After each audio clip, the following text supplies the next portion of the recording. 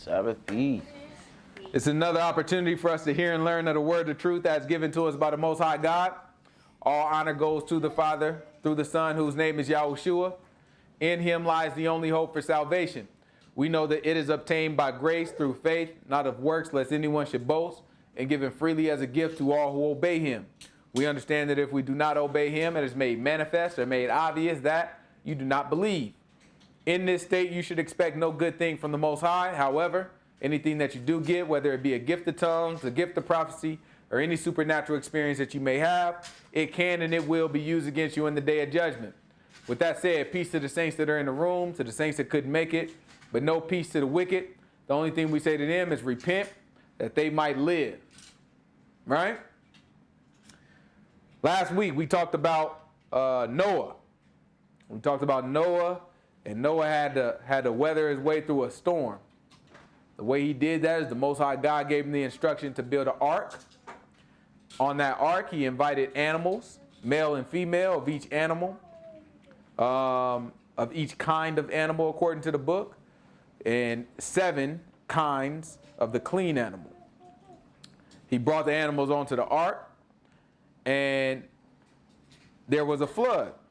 The flood was the flood waters got so high that it went over all the mountains, meaning that the entire earth was submerged. It was baptized, right? Then, after that, the water started to subside. He sent out a few birds so he could prove that the waters was subsided.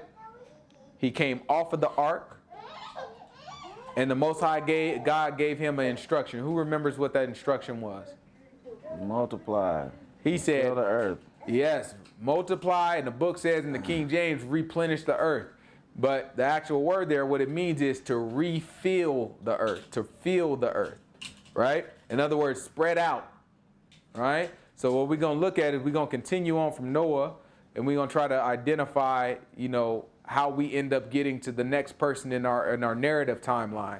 The next person in our narrative timeline is Abram, right? The book calls him Abram. Later, his name becomes Abraham, right? But to do that, we have to be able to get the genealogies to show how we get there. So let's actually jump a little bit. Let's start with Abraham. This is Genesis chapter 15, verse 1.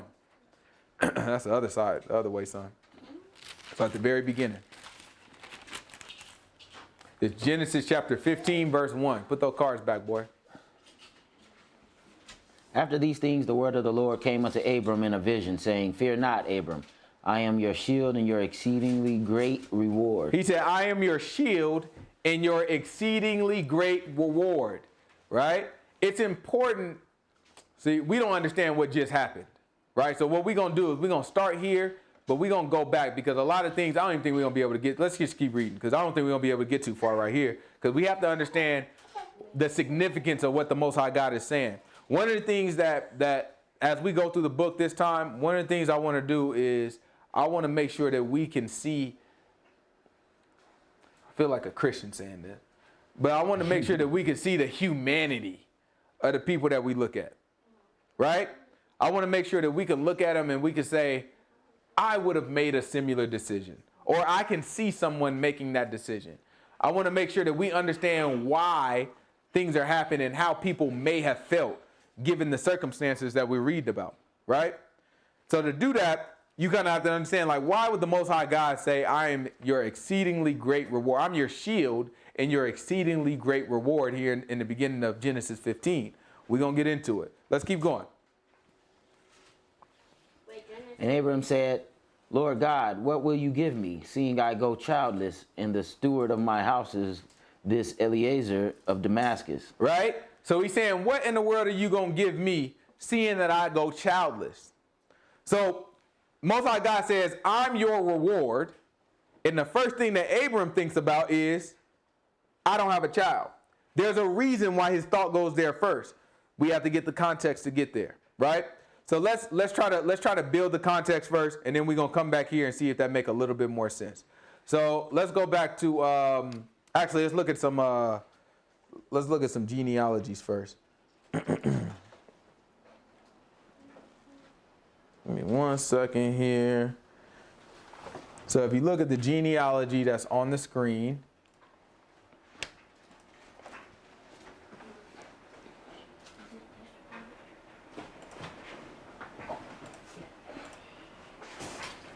This is what's commonly known as the Table of Nations. And they call it the Table of Nations because this is where all the nations of the world stem from. Remember, all the world was flooded until Noah came along, right? So when Noah came along, that gets us to where we have someone to repopulate the earth. Well, along with Noah, there were also his 3 sons, whom each of them had wives, right? So through them, the whole world was repopulated. So if we read in Genesis chapter 10, we don't have to get it, but in Genesis chapter 10, it started to tell us about Japheth and his children, right? And his lineage. So it had Gomer, Magog, Madai, Javan, Tubal, Meshach, and Tyrus. And under Gomer, you have several sons. Over Javan, you have several sons. And we'll kind of talk about what these nations end up becoming. But in Genesis chapter 10, it tells us that these are the isles of the Gentiles. And when you think of Gentiles, it's another way of saying nations. So these are the isles, it's like saying other nations, right? So these are the isles of those other nations, those outside nations. Then next it goes through Ham in Genesis chapter 10. And it goes through some of Ham, it kind of talks to them. So a lot of these names, we won't go through them, but a lot of these names we'll end up coming back to, right? Because we already talked about Canaan a little bit, and we know that Canaan got cursed, right? So Canaan, he's going to end up being the nation that the Israelites take over. The territory that we're about to learn about with Abraham, he's in the land of Canaan. So that's very important. And you see Canaan has a number of descendants. And many of these descendants are descendants that eventually Moses is going to prepare a people to take over. All right. Then you have Mitzrayim. Mitzrayim is Egypt. All right. So these are the people of Egypt. If you go down and follow that lineage all the way through, it's going to take you to the Philistines. And the Philistines are another people that's going to be in the land that we'll learn about later. So you found it. Yeah. Yeah. It is for man. So, and then lastly, it goes into Shem. And so with Shem, there's a number of things that occur. You have Elam, you have Arphaxad, you have Asher, you have Selah, Lud. What is that? Arana? Am. So you have multiple Aram probably, Aram. So you have multiple sons that came from Shem. Now the lineage that takes us to Abraham is going to go from Arphaxad to Salah to Eber, which is where the Hebrew people came from. His name is Eber, but that ends up being Hebrew, which in the actual language is more like Evwe, right? But we say it here in English, it'll be Hebrew. Then you have Peleg. Now I'm going to stop here at Peleg because something interesting happens at the time of Peleg. Can you grab Genesis chapter, I think it's, let's try, I don't know what it is actually. I think it's Genesis, when is Peleg? Is it Genesis, maybe it's the end of Genesis 10? Yeah, it's the end. You see it? Hold on. Yeah, verse 25. So this is Genesis chapter 10, verse 25. Watch what the book say. And we're talking about Peleg. And unto Eber were born 2 sons. So Eber, there were born 2 sons. Which ones? The name of one was Peleg. So you have Peleg right here. And then what's the name of the other one?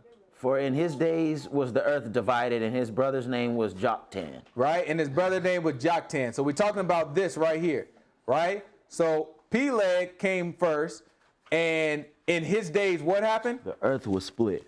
The earth was split. It was divided, right? Earth was divided, yeah. It's a very specific event that occurred in the time of Peleg, right? So if we go and we look, you'll see that Peleg has a definition. The definition for Peleg is earthquake. According to the Hebrew word that Peleg comes from, it means earthquake, right? So his name means earthquake. And then also it says this is the time where the world was divided. That's very important because there's an event that happens during the time of Peleg that we'll kind of look into. So let's look at Genesis chapter 11, and let's see what we can kind of figure out here.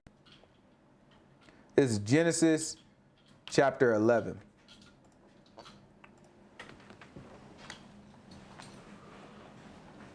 Genesis chapter 11, let's do verse 1.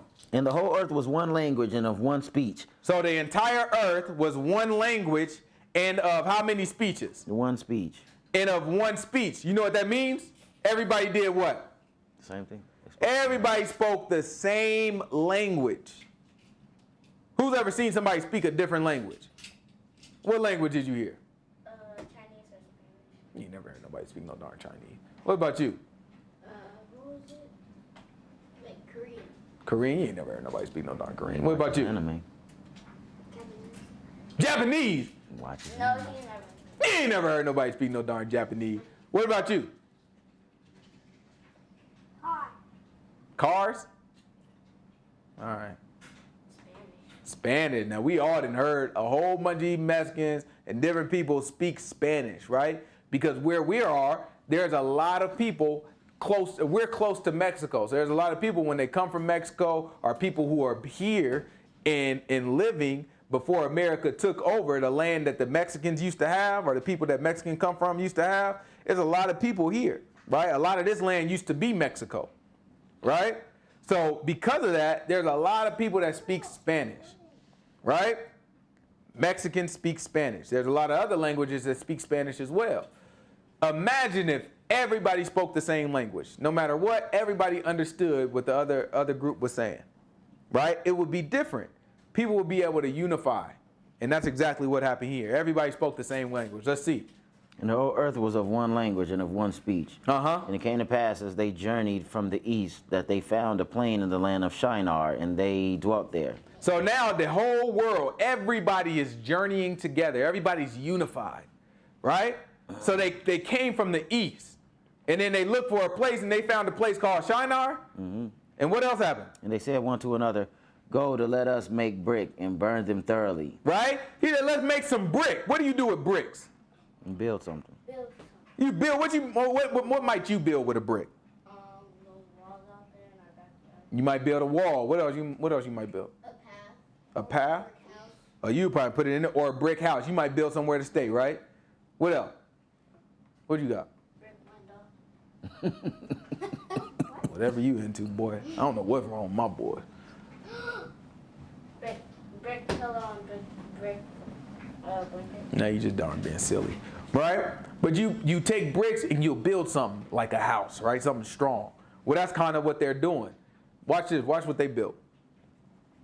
And they said one to another, Go to let us make brick and burn them thoroughly. And they had brick for stone, and slime had they for mortar. Mm-hmm. And they said, Go to let us build us a city and a tower whose top may reach unto heaven. So they wanted to build a city. That's kind of like building a house, right? They wanted to build a city, and then in the midst of the city, what else did they build? A tower. A tower that does what? Excuse me. It reaches up into heaven. That reaches up into heaven, right? What does that mean when the book says it reaches up into heaven? What does that mean? Really, really high in the sky. It's really big. Like the sky. It's big. It's a skyscraper, right? Another way of saying sky is heaven, right? When you see heaven in the Bible, it's like saying sky, right? So just like when people say it's a skyscraper, it's like it would be the same saying that it's a heaven scraper, or it's in the heaven, right? So they tried to build a skyscraper, just like what we see in the world today when you go to New York or go to LA or Chicago or all these cities that have these high buildings that's all the way in the sky. They tried to build something like that. Go ahead. What do you have a question about? They're tall. Huh? They're long. Yeah, they're tall. What we got? And let us make a name, lest we be scattered abroad upon the face of the whole earth. So now they said, let us make a name, right? So they want to build this city. They want to give this city a name. And the reason why they don't want to do it is because they don't want to be scattered abroad across the earth. Is that a problem? Yeah. That's a problem. Why is that a problem? The Lord said replenish the earth. The Most High God said, you supposed to fill the earth. You supposed to spread out. Right? I told you to multiply and spread out. But y'all tried to multiply and stay right in the same spot, all speak the same languages. So now Most High God got to fix the issue. Let's see what happened. And the Lord came down to see the city and the tower which the children of men build. Right? Most High God came down, he saw it, and what did he say? And the Lord said, behold, the people is one, and they have all one language. And this they begin to do. And now nothing will be restrained from them which they have imagined to do. He said nothing would be restrained from them that they've imagined to do. And the reason is because they all had one language. Everybody has one language, and they're unified. This is something that God acknowledges. You know how people say, we just have too much division in the world. If we were all just unified, we'd be able to. The Most High God knows that that's true. If everybody was unified, book says, so read it again. Watch what God says. And the Lord said, behold, the people is one, and they have all one language. And He said the people is one, and they all have one language. Watch this. And this they began to do. And now nothing will be restrained from them which they have imagined to do. He said nothing that they imagine would be kept from them because they are one people with one language. So that shows that if everybody is unified, man, you can't stop all them people if everybody is unified. Right? And this is the Most High God saying it. Most High God saying, look, everything they imagine, they're going to be able to get to it. Most High God like, I can't have that happen. So let's see what the Most High God did in return. Go to let us go down, and there confound their language, that they may not understand one another's speech. When the book says confound, it means confuse, right? So he said you have to confuse their language. So where people knew what everybody else spoke, the language that everybody else spoke, when the Most High God confounds it or confuses the language, now not everybody knows what everybody speaks. So he mixed up the languages and he gave people different languages. Watch this. So the Lord scattered them abroad from there upon the face of all the earth, and they left off to build the city. Right? So the exact thing that they were preventing, that they wanted to prevent from happening, remember, they built that city because they didn't want to be scattered abroad. Well, the Most High God scattered them, and he spreaded them out throughout all the earth, the book says. Right? And then they left off from building that city. Watch this. Therefore is the name of it called Babel, because the Lord did there confound the language of all the earth. And from there did the Lord scatter them abroad upon the face of all the earth. So the Most High God scattered everybody at that point. It's important that we see that the Most High God had to intervene because everybody was on the same page, right? If we look at, let's grab 1 Corinthians chapter 1, verse 1 real quick. Actually, not verse 1. Give me verse 10. It's 1 Corinthians chapter 1, verse 10.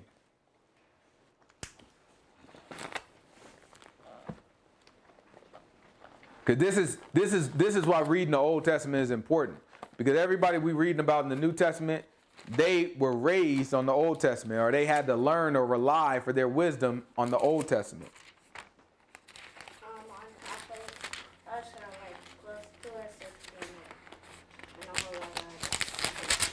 16. Yeah, relative, I guess. It's relatively close if you compare it to. Yeah, it's another one that's closer. But this is not a geography class.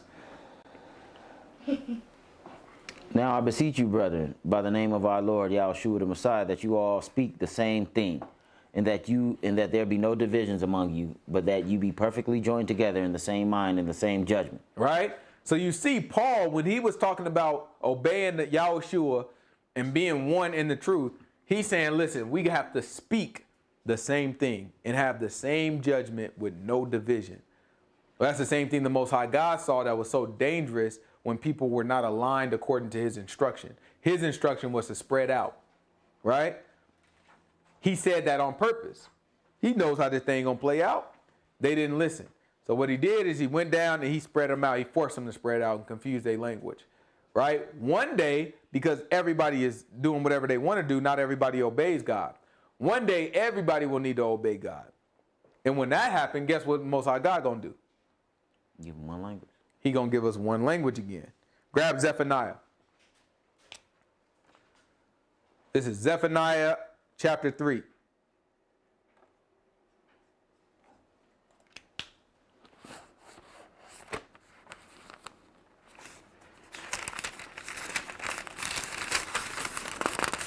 Zephaniah chapter 3, give me verse 8.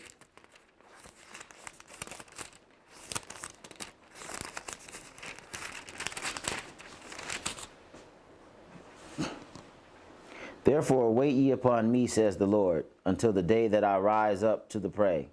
For my determination is to gather the nations, that I may assemble the kingdoms, to pour upon them my indignation, even all my fierce anger. All right, this is what we read about a couple weeks ago when we were talking about Revelations. Keep going. For all the earth shall be devoured with the fire of my jealousy. That's right. For then will I turn to the people a pure language. He said, then I'll return to the people a pure language.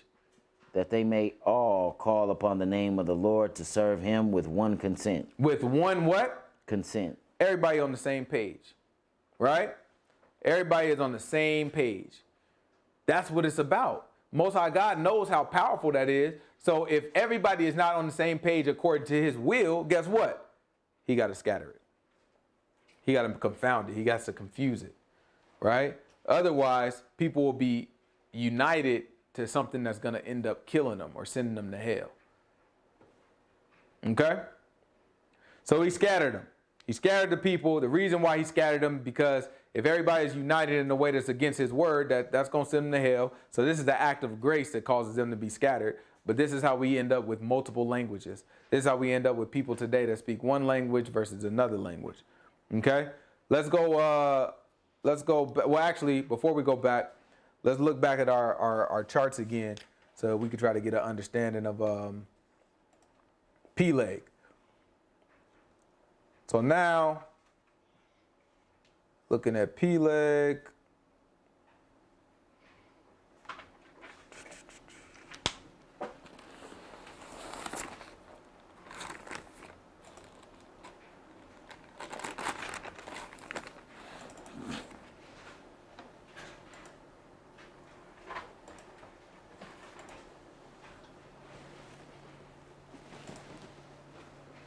There we go. All right, so now looking at Peleg, we see that his name means earthquake.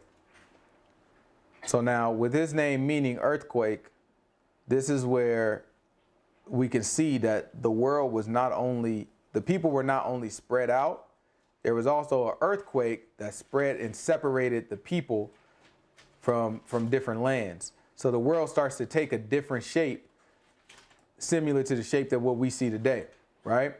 So if we look at this map, we have many of the same names that we were just looking at. Remember, we talked about Gomer and Ashkenaz.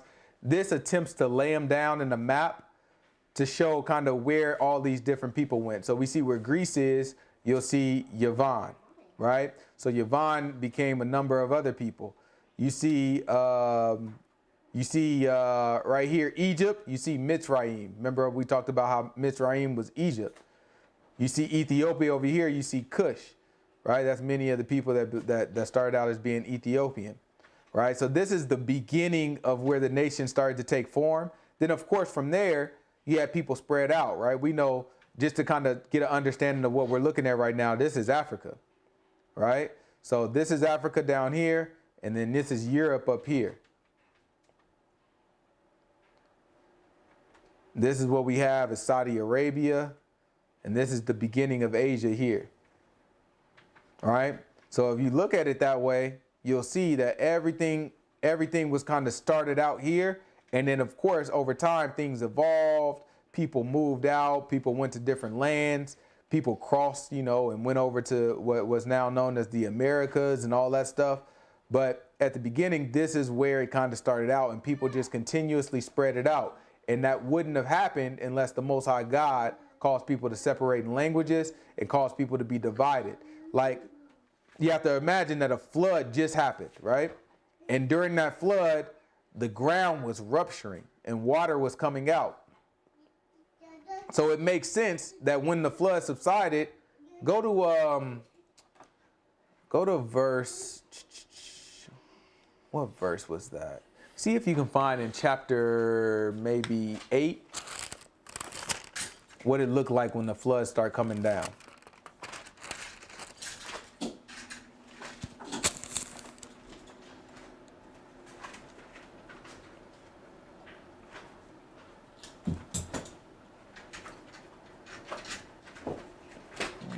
I think maybe it's 8. It might be when the floods start coming down. I want to say it's 8. 8 is when he sent out the dove, and then it talks about the water assuaged in the beginning.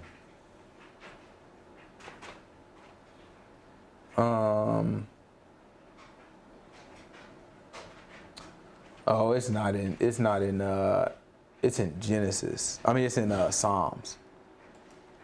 Let me see if I can find where that Psalms was. Okay, we don't have to get it. But there's a place in Psalms that tells you that, let me see if this is it. Yeah, no, it's a place in Psalms that tells you that the Most High God lifted mountains and moved the mountains around just to cause the water to kind of go into where the mountains are. And so if you do that, you can imagine that left places that doesn't look quite like what we see today. Like islands. Well, then I think the islands may come from the earthquakes that happened in Peleg's time, right? Just so we can kind of theorize and kind of look at what may have been going on. Okay. So then the next thing we look at is kind of getting the idea of the flood. This is the timeline, right? So remember Adam lived 930 years old, and then you can see Seth's lifespan. So you can kind of see where all the overlap is, and you can see where the flood happened. Remember, the flood killed everybody that came before the flood. And so that leaves you with, only thing listed here is Shem, but it leaves you with Shem's people. So we talked about Shem, we talked about Arphaxad, we talked about Salah, we talked about Eber, we talked about Peleg, and then after that you get Ru, or Reu, we get Serug, you get Nahor, you get Terah, and then you get Abraham. But what do you notice about these lifespans? Shorter. They just keep getting shorter and shorter. So that's going to be important as we go through this, because when we're looking at these lifespans, we know Adam, he was having kids until he is 130 years old. All right, well, he had kids at 130 and after that, right? We had Seth, he is having kids and had kids after 105. And Enos was 90, having kids and after that having kids. Canaan was 70, having kids and after that having kids. 65, 162, 65, 187, 182. Noah, it didn't say, I don't think he had, did he have his kids at 502? I don't remember. Yeah, Noah might have had his kids at 502 also. Yeah, I think he did. So Noah having kids at 502, right? So you see that people are having children at very, very, very old ages in comparison to what we look at today. But then the ages started to slow down. So we see the green areas when they started to have, are when the book is telling us that they had their kids, right? So you see Shem, 100. Then all of a sudden, Arphaxad, 35, 30, 34, 30, 32, 30, 29, 70 with Terah, and then Abraham's 100. All right? We're going to talk about Abraham being 100, getting his kid. Let's get back to it. Let's start off with Genesis chapter 12. Genesis chapter 12. Yeah, well, they say the earth is millions of years old. Yeah, now you can't listen to none of these people say. They be out here taking wild guesses. It's right of them to take guesses because they don't have the information. The only problem is it's not right that they don't have the information because it's provided to us. If you don't have the information, you're supposed to guess, right? You ain't supposed to sit there and act like you know. You're supposed to guess, and you're gonna be wrong because you don't have the information, right? Problem is that they got the information available to them and they just not paying attention to it. What's that? Genesis chapter 12. Good job. Now the Lord had said unto Abram, get thee out of your country and from your kindred and from your father's house into a land that I will show you. That's right. And I will make of you a great nation, and I will bless you and make your name great, and you shall be a blessing. Right? He said, I'm going to make of you a great nation. I will bless you and make your name great. And you going to be a blessing. Watch this.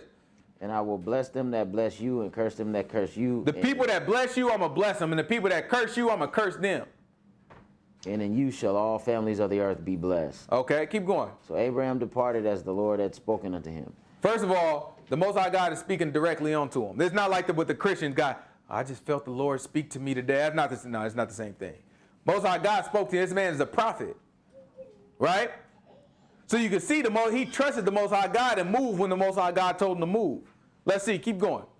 There's not no intuition. This wasn't a guess. It wasn't no like, I think maybe God was talking to me last night. No. Most High God clearly spoke to him and told you this is exactly what you need to do, right? Let's see. So Abraham departed as the Lord had spoken unto him. And Lot went with him. And Abram was 75 years old when he departed out of Haran. Right, and Lot went with him. Let's jump back. This is Genesis chapter 11. What's the last couple verses? I want to learn about Lot. 10. Well, 10 talk about the descendants. It starts there, but I just want to hear about Lot. Should be right at the end there. Don't let her touch that, boy. 25. So this is Genesis chapter 11, verse 25.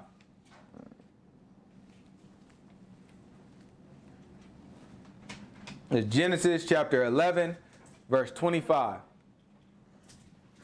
And Nahor lived after he begot Terah 119 years and begot sons and daughters. And Terah lived 70 years and begot Abram, Nahor, and Haran. Now these are the generations of Terah. Terah begot Abram, Nahor, and Haran begot Lot.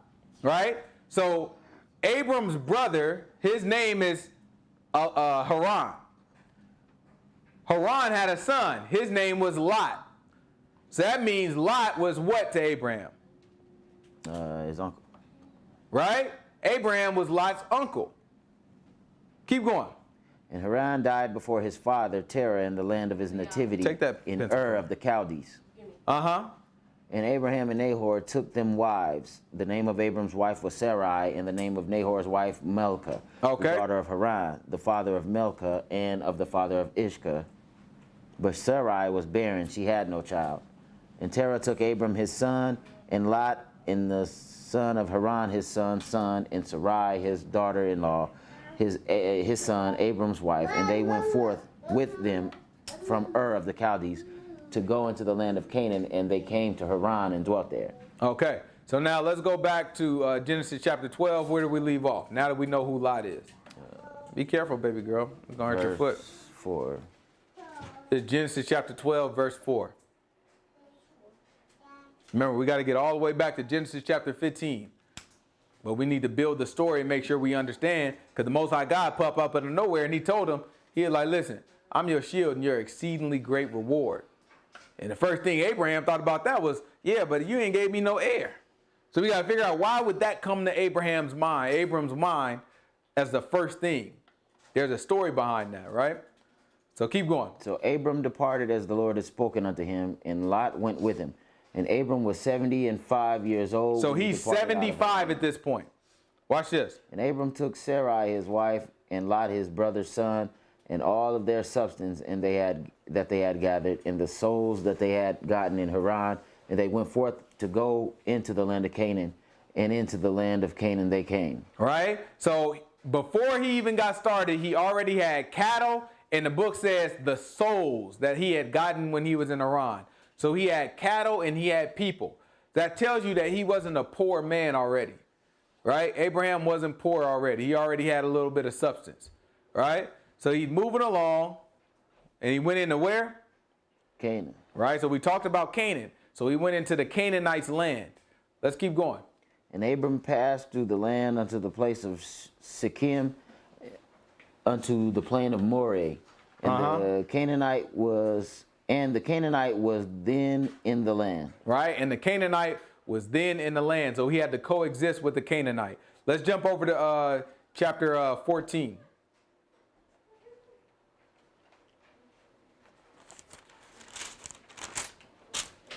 And it came to pass in the days of Amraphel, king of Shinar, Arioch, king of Elisar. Well, there's some context important here too. So in chapter 13, it was a little squabble between Lot and Abram, right? We didn't look at it, but in chapter 13, they had a little disagreement, and Abram said, listen, your people don't need to be fighting with my people. I tell you what, you take whatever part of the land you want to take, and you chill there, and then we'll take a different land. That lets you know it was already a lot of people that was with them, right? So Lot ended up going to a place called Sodom, right? And Abram ended up taking a lot of the space that's in Canaan. They didn't own this land, but these are the people that they decided to dwell with so that their people didn't mix as much and they weren't so cramped. They spread it out a bit, right? So this is chapter 14. Watch this. And it came to pass in the days of Amraphel, king of Shinar, Arioch, king of Elaser, Kedorlaomer, king of Elam, and Tidal, king of nations. That's 4 kings, right? So it came to pass that there were 4 kings, and what happened? That these made war with Birah, king of Sodom, and with Birsha, king of Gomorrah, Shinab, king of Admah, and Shimber, king of Zeboim. So that's 4, and what else? King of Zeboim, and what else? And the king of Bela, which is Zoar. So that was 4 kings on one side and 4 kings on the other side. They made war against each other. It's 4 on 4 in terms of the kingdoms, right? Let's see what happens. All these were joined together in the Vale of Siddim, which is the Salt Sea. 12 years they served Kedorlaomer, and in the 13th year they rebelled. And in the 14th year came Kedorlaomer and the kings that were with him, and smote the Rephaims in Ashtaroth, Karnaim, and the Zuzims in Ham, and the Emims in Sheva, Kiriathaim. So I don't know if you guys remember these names, but last week we talked about these names because we talked about in Deuteronomy, these names were mentioned, and it was told to us in Deuteronomy that these are the names that came from the giants, right? It came from the Nephilim that we talked about in Genesis chapter 6, where the Most High God said that the sons of God, the celestial beings, or what we consider angels, came down and they laid with the daughters of men, right? And they ended up creating giants. Well, these are descendants. It doesn't explicitly tell us here, but in Deuteronomy chapter 2 that we read last week, we talked through it, and it told us that those are the same people that came from giants. So all these people are involved in the war, and they're trying to take over these giants, right? Keep going. Watch this. In the Horites in the Horites in their Mount Seir unto El Paran, which is by the wilderness. And they returned and came to En Mishpat, which is in Kadesh, and smote all the country of the Amalekites, and also the Amorites that dwelt in Hazezon Tamar. And there went out the king of Sodom, and the king of Gomorrah, and the king of Admah, and the king of Zeboim, and the king of Bela. And they joined battle with them in the Vale of Siddim, with Kedorlaomer, the king of Elam, and with Tidal, the king of nations, and Amraphel, king of Shinar, and Arioch, king of Elaser, 4 kings with 5. And the Vale of Siddim was full of slime pits, and the kings of Sodom and Gomorrah fled and fell there, and they that remained fled to the mountain. And they took all the goods of Sodom and Gomorrah and all their victuals, and went their way. And they took Lot, Abram's brother's son, who dwelt in Sodom, and his goods, and departed. And there came one that had escaped, and told Abraham the Hebrew. Right? So somebody escaped. When they found out that they took Lot, remember Lot was in Sodom. Sodom is involved in this war. They came and captured him. They took Lot along with the rest of the spoils when they took over Sodom and stole him away. So somebody escaped, and they came and told Abram. Watch this. For he dwelt in the plain of Mamre, the Amorite, brother of Eshcol, and brother of Aner. And these were confederate with Abram. And when Abram heard that his brother was taken captive, he armed his trained servants. Look, when Abraham heard that his nephew, his brother, was taken captive, you know what he did? He got together his trained servants, right? Got everybody together. Everybody suited up. Everybody heard about the movie 300. Watch this. Born in his own house, 318, and pursued them unto Dan. Yep, he took 318 people. And you see, I told you he had a lot of people with him. So he took 318 with him that was trained, and he pursued the people onto what? Dan. So that's way up north. And he divided himself against them, and he and his servants by night, and smote them, and pursued them unto Hobah, which is on the left hand of Damascus. And he brought back all the goods, and he brought again his brother Lot, and his goods, and the women also, and the people.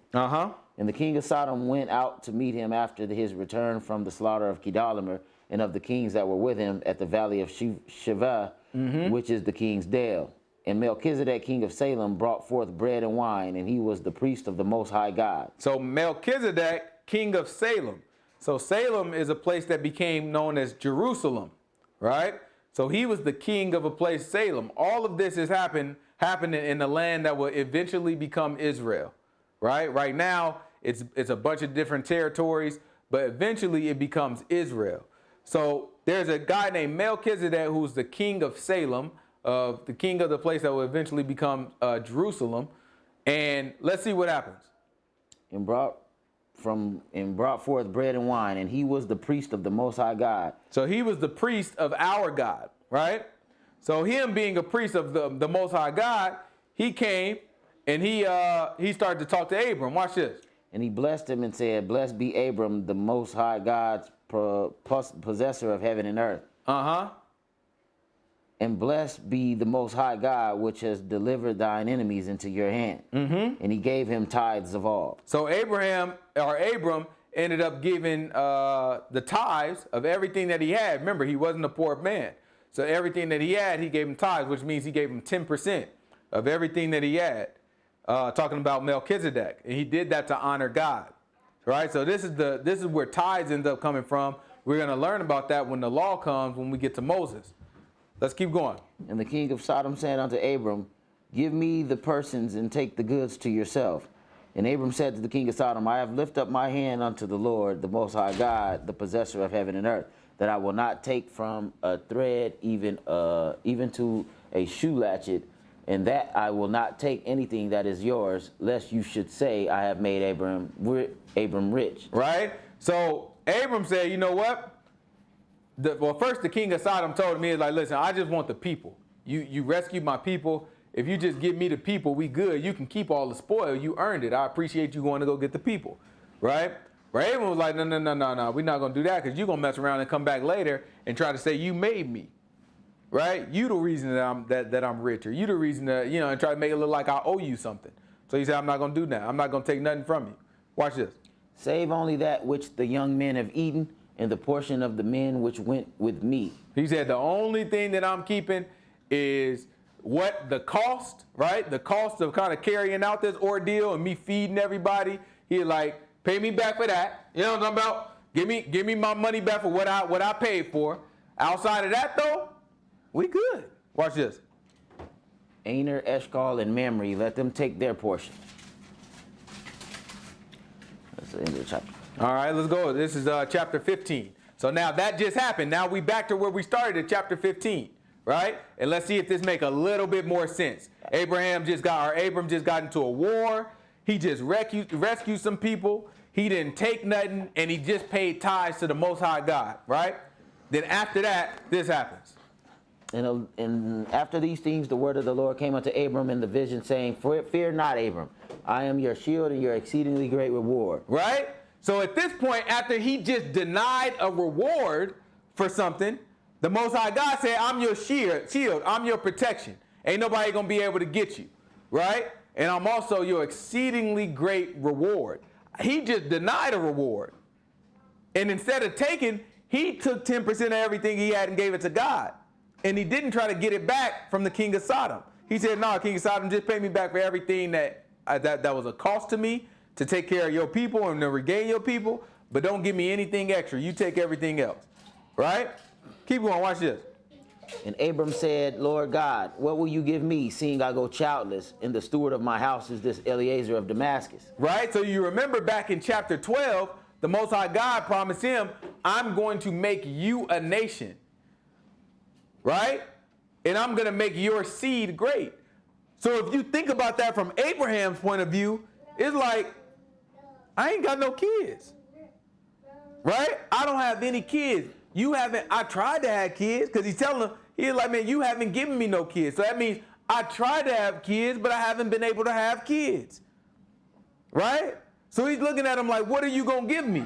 He's saying, man, listen, I ain't got no heir. Watch this.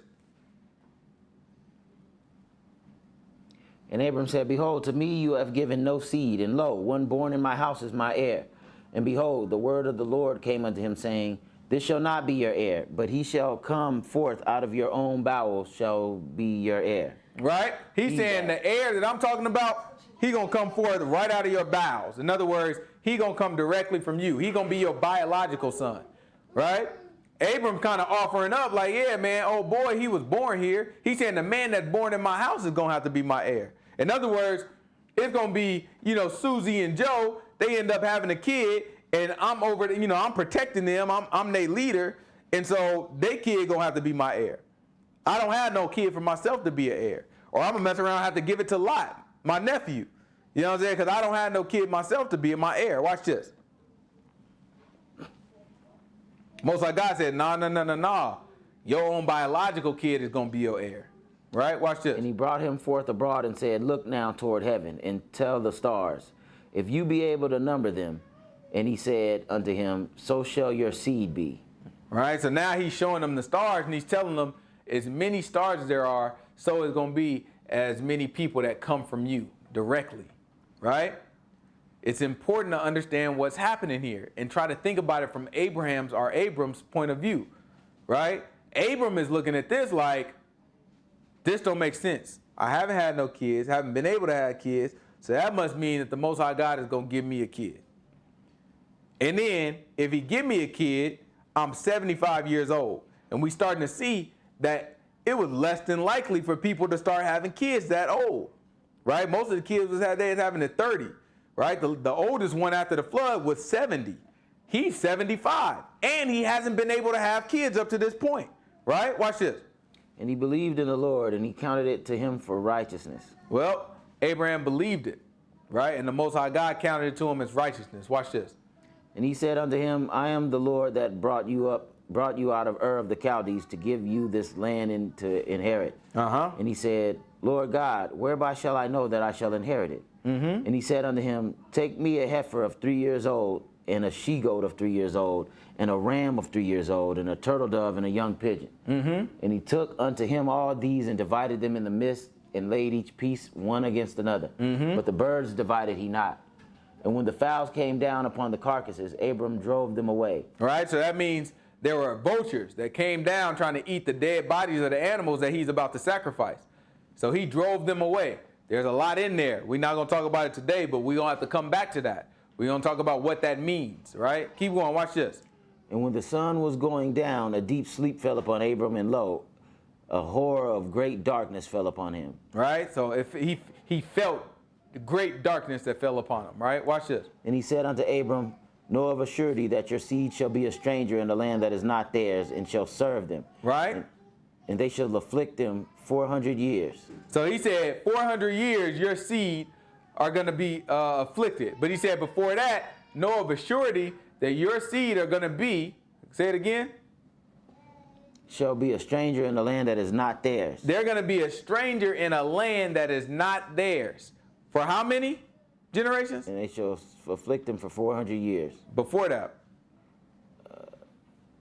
And he said unto Abram, know of a surety that your seed shall be a stranger in the land that is not theirs, and shall serve them, and shall afflict them for 400 years. Oh, okay, my bad. After that then. Let's keep going. And also that nation whom they shall serve will I judge, and afterward shall they come out with great substance. And you shall go to your fathers in peace. You shall be buried in a good old age. But in the 4th generation they shall come here again, for the iniquity of the Amorites is not yet full.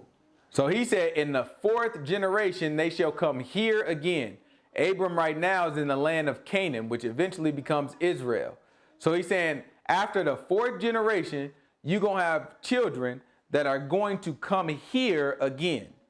That lets Abram, so Abram wouldn't know this, right? Because the Most High God is just giving them, he's giving them dark sayings, things that are difficult to understand, right? But as we look back in hindsight, what the Most High God is trying to communicate is 2 different things. One, there's going to be a people that's going to be afflicted in a land that's not their own for 400 years. That's one. Then also, there's going to be his people, his seed, that have to go somewhere because they're going to end up coming back to where Abraham is now after 4 generations. A lot of people theorize and say, oh, the 4 generations is the same as the 400 years. But that's not true. If you look at how the book looks at generations, it's talking about people. It's talking about this man had a son, and his son's name is this, who then had a son, and his son's name is this, who then had a son. Those are generations. If you have 4 sons or 4 grandchildren, or not 4 grandchildren, but 4 generations of lineage, right? Your son had a son, and his son had a son, and his son had a son. That would be 4 generations. And that's what this is discussing at this point.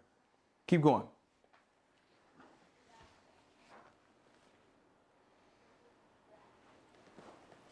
And it came to pass that when the sun went down and it was dark, behold, a smoking furnace and a burning lamp that passed between those pieces. In the same day the Lord made a covenant with Abram, saying, unto thy seed have I given this land from the river of Egypt unto the great river, the river Euphrates. The Kenites and the Kenizzites and the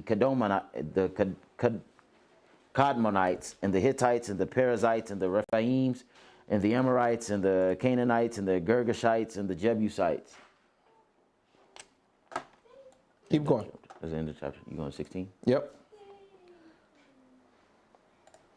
Now Sarai, Abram's wife, bare him no children, and she had a handmaid, an Egyptian, whose name was Hagar. Right? So Sarah couldn't have any children, she thought, and then she had a handmaid. It's very important to understand where Abram is coming from right now, right? Abram is old. He's worried that he probably can't have kids at this point, right? I haven't been able to have kids up to this point for whatever reason, right? I haven't had children up to this point. The Most High God is telling me that it's going to be a child that comes from me. He didn't mention my wife, right? He just said it's going to be a child that comes from me. Watch this. Sarai is his wife. Watch this. And Sarai said unto Abraham, behold now, the Lord has restrained me from bearing. I pray thee, go in unto my maid. It may be that I may obtain children by her. Right? So now Sarai is looking like, listen, I figured it out. I can't have no darn kids, but I have a maid who I'm responsible for, who I'm accountable for, who's under my leadership. I tell you what, if you go into her, then technically I'm going to have kids through her. If you do it that way, guess what? It's still Abram's biological kid, because the Most High God said your heir will come from your bowels. So Abraham is flipping this thing over. He's looking like, it actually might work. Maybe that's what the Most High God is thinking about. Let's see what happens. And Abram hearkened unto the voice of Sarai. And Sarai, Abram's wife, took Hagar, her maid, the Egyptian, after Abram had dwelt 10 years in the land of Canaan, and gave her to her husband Abram to be his wife. And he went in unto Hagar, and she conceived, and when she saw that she had conceived, her mistress was despised in her eyes. Right? So now she's despised. Right? The Egyptian lady is despised in the eyes of Sarai. Why would that happen? It was Sarai's idea, right? Yeah. Why do you think that would happen? Are they a little jealous? You get jealous. You see that happen all the time. Right? They got, it's all a rave nowadays. They got something called a, what do they call it? Is it polyamory? What you know about it? Are you watching the Red Table Talk? Oh, goodness. But yeah, that's all why it's all a rage, because of Will and Jada Smith, right? So they got this thing where your marriage, one way or another, you let a whole bunch of people into your marriage, right? And so you wrestling with all these different people, but it's an agreement within your marriage that this is okay, right? That you can do all this wrestling, everybody is okay, right? In that agreement, it's okay. We agreed. You can do your thing as long as I know about it, as long as it's that and the other. I can do my thing as long as I know about it, it's that and the other. Everything seems fine. But guess what often happens in these types of relationships? Fight. Someone gets upset, right? Although it was their idea. So now Will Smith is looking crazy, right? But away from them, you have real life situations where people are saying, you know what? I changed my mind about that. I got jealous. Maybe you like her a little too much or like him a little bit too much, right? It makes me feel a certain way. I don't like it. Well, the reason why is because the Most High God, one, the Most High God ain't set it up that way. That's not to say that you can't have a successful relationship like that, because if you got two people that ain't got nothing to do with the Most High God, it wouldn't matter how the Most High God set it up, right?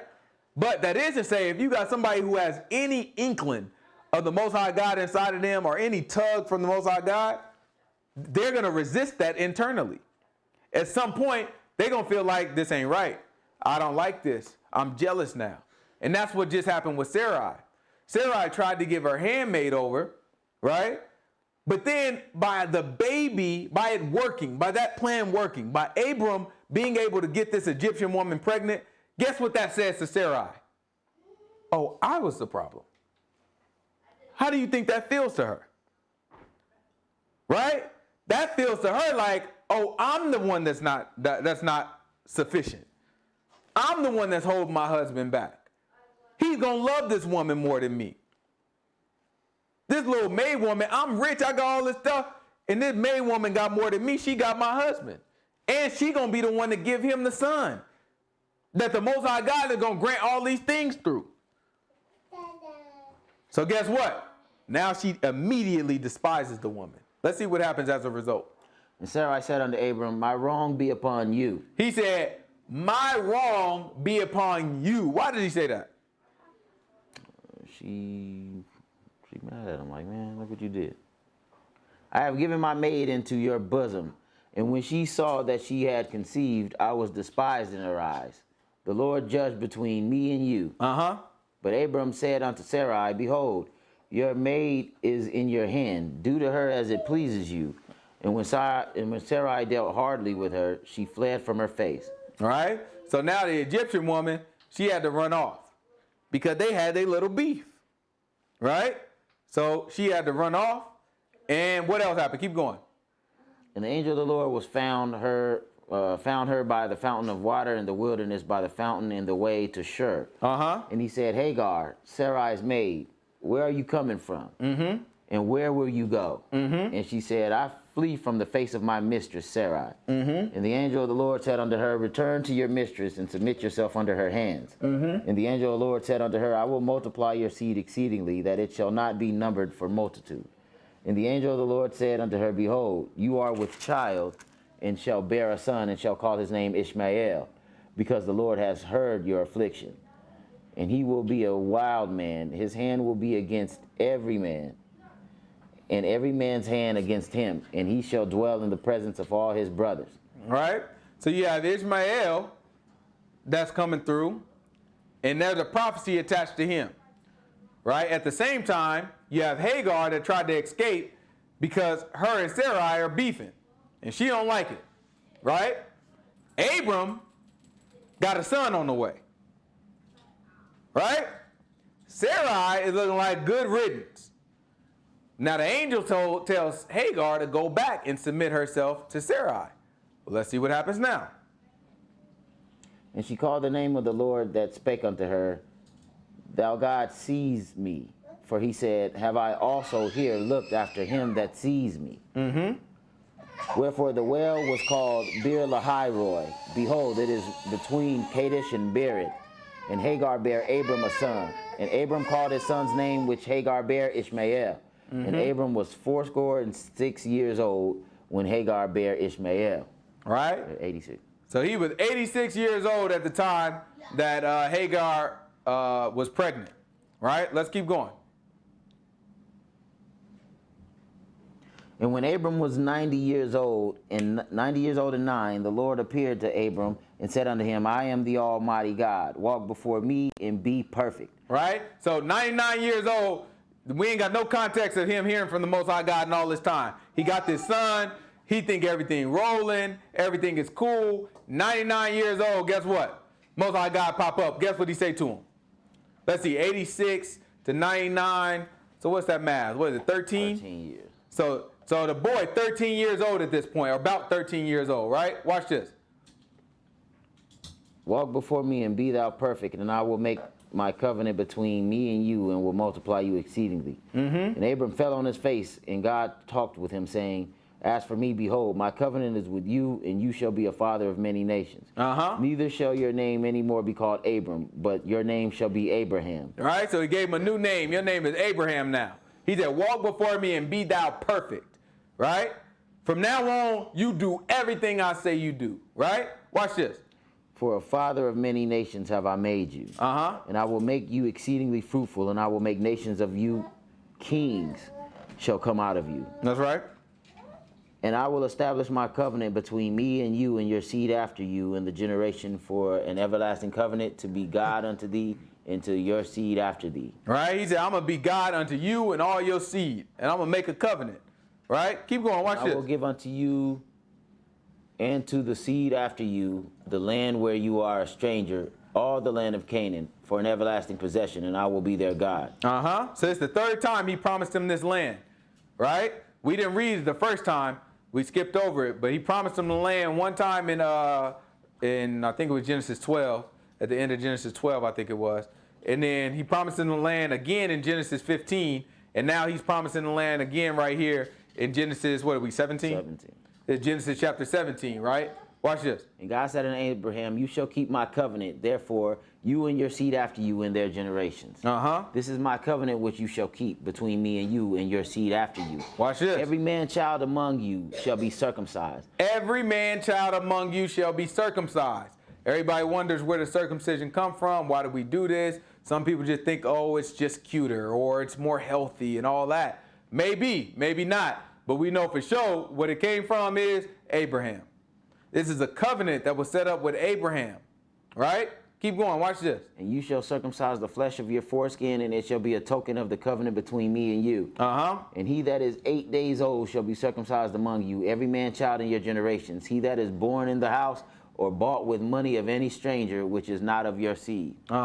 He that is born in your house, and he that is bought with your money, must needs to be circumcised, and my covenant shall be in your flesh for an everlasting covenant. And the uncircumcised man child whose flesh is in his foreskin is not circumcised, that soul shall be cut off from his people. He has broken my covenant. And God said unto Abraham, as for Sarai your wife, you shall not call her name Sarai, but Sarah shall be her name. Watch this. So now remember, he's already had a child by the handmaid. The handmaid ran off.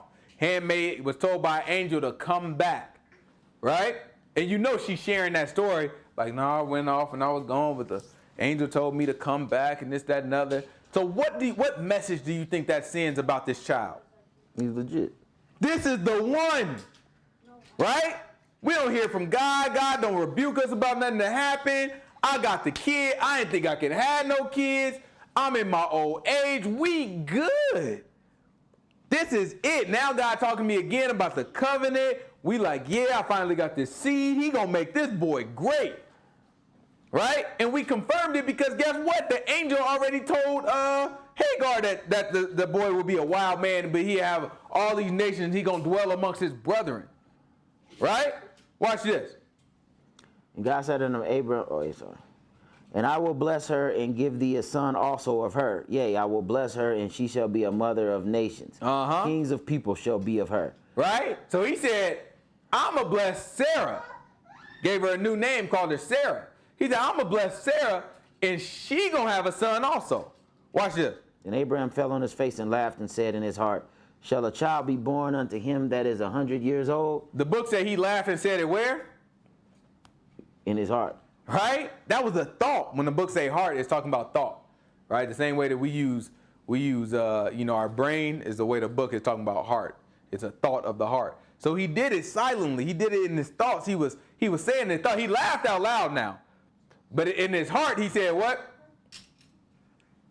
Shall a child be born unto him that is 100 years old? He said, man is 99 years old. He's like, you trying to tell me that I'm going to have a kid at 100? When was the last time that somebody had a kid at 100, according to what we know? That was before the flood. Shem. Right? That was before the flood. That time frame is long gone by the time you get to Abraham. Right? That's hundreds of years later. That's long gone. That's history. The world has changed so much since then. Right? So Abraham looking like, no, man, ain't having no darn kids. Stop being crazy. You know what I'm saying? And he laughs about it. Right? Watch this. And shall Sarah that is 90 years old bear? Right? Sarah but 90. But she wasn't having no kids when she was younger. You trying to tell me now she gonna have kids? Don't make sense to him. It's funny to him. He's saying it in his mind. He ain't saying it out loud to God. Right? But in his mind, he's saying it. But he laughed out loud. Watch this. And Abram said unto God, oh, that Ishmael might live before thee. Right? Look, God. Don't be ridiculous now. Right? Why not Ishmael? I thought he was the one. We did all this. We put it together. We don't put my wife through that. You know how she feel about that stuff already. You trying to start drama in the house. Listen, we got one. We good. Let's roll. Watch this. And God said, Sarah, your wife, shall bear thee a son indeed, and you shall call his name Isaac. Right? Why? And I will establish my covenant with him for an everlasting covenant, and with his seed after him. It's going to be Isaac. It ain't going to be Ishmael is what the Most High God is saying. Watch this. Keep going. As for Ishmael, I have heard thee. Behold, I have blessed him, and will make him fruitful and multiply him exceedingly. 12 princes shall he beget, and I will make him a great nation. Yeah, he's going to be great too. Watch this. But my covenant will I establish with Isaac, with Sarah, with Isaac, which Sarah shall bear unto thee at this set time in the next year. That's a bad boy there. Most High God looking like, but the covenant I'm talking to you about, all this nice stuff I'm talking to you, like, look, Ishmael going to be nice. We gonna, you know what I'm saying? We're going to hook him up. Don't even worry about it. But what I just got done talking to you about this covenant and all that stuff, that's going to be Isaac. And it's going to come from Sarah, which Sarah will bear. And I'm going to tell you, it's going to be around this time next year. Yes, you're going to be 100 is what he's telling them. You running your darn mouth, you going to be 100. Because he asked the question, he said, shall a man have a baby at 100 years old, Sarah at night? Yeah, one, it's going to come from Sarah. The covenant I'm set up is going to be Isaac, which is going to be your son that come from her. And it's going to happen about this time this year. Yeah, you're going to be 100 years old. Right? Watch this. Keep going. And he left off talking with him, and God went up from Abraham. And Abraham took Ishmael his son, and all that were born in his house, and all that were bought with his money, every male among the men of Abraham's house. And what did he do to him? The flesh of their foreskin. He circumcised the same day as God had said unto him. Keep going. Watch this. And Abram was 90 years old and 9, and when he circumcised in the flesh of his foreskin. When he was circumcised. And Ishmael his son was 13 years old when he was circumcised the flesh of his foreskin. And the selfsame day was Abraham circumcised, and Ishmael his son, and all the men of his house, born in the house, bought with money of the stranger, were circumcised with him. That's a rough day. That's a rough day. Keep going. What's that? That's the end of 17? Yeah.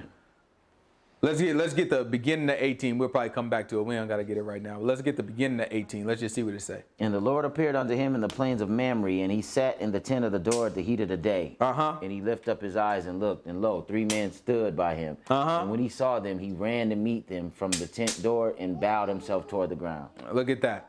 So now the Most High God appearing to him in flesh, right? In the form of 3 men. Right? So it's 3 celestial beings that's appeared to him.